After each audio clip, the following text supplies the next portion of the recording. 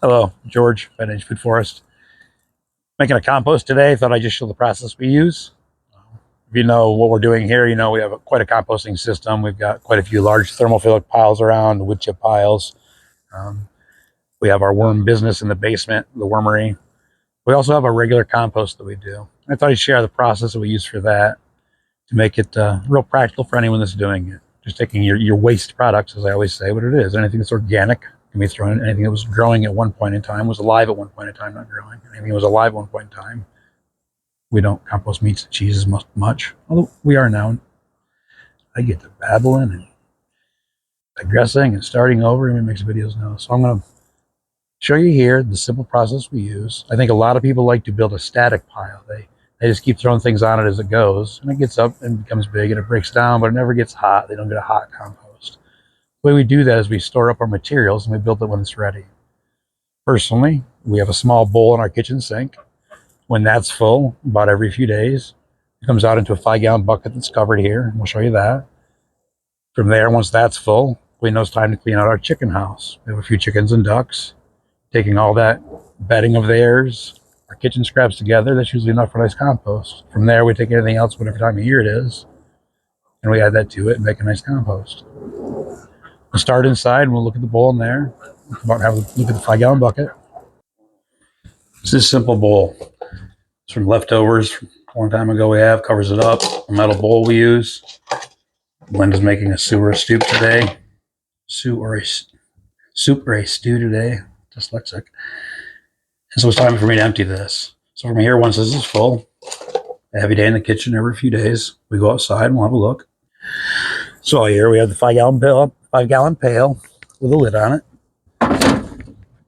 So once that's about full and the one inside, I'll take those together and go down to the compost.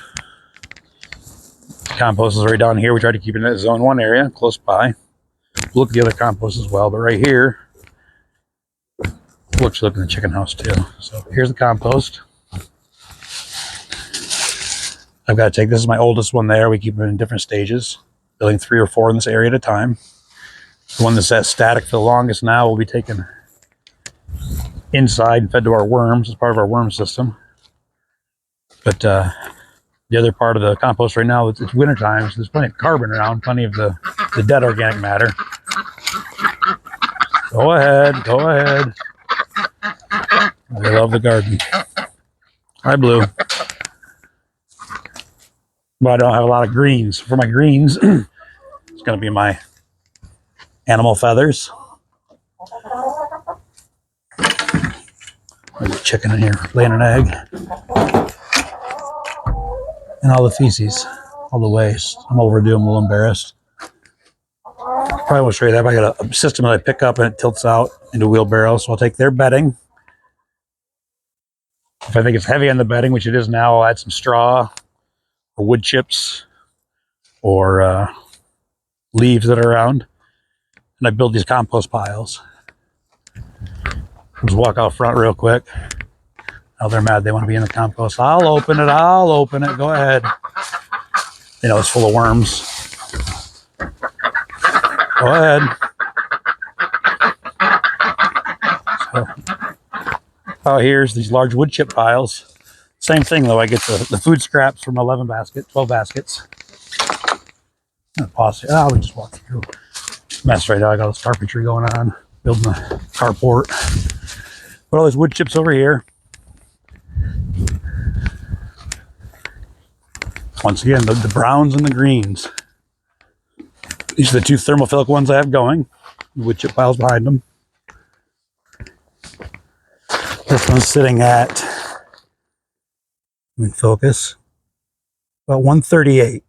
That's really nice. 140 is great, but it's been there for a long time. This one's probably a month old now. Been turned multiple times. This one, it's slightly warmer.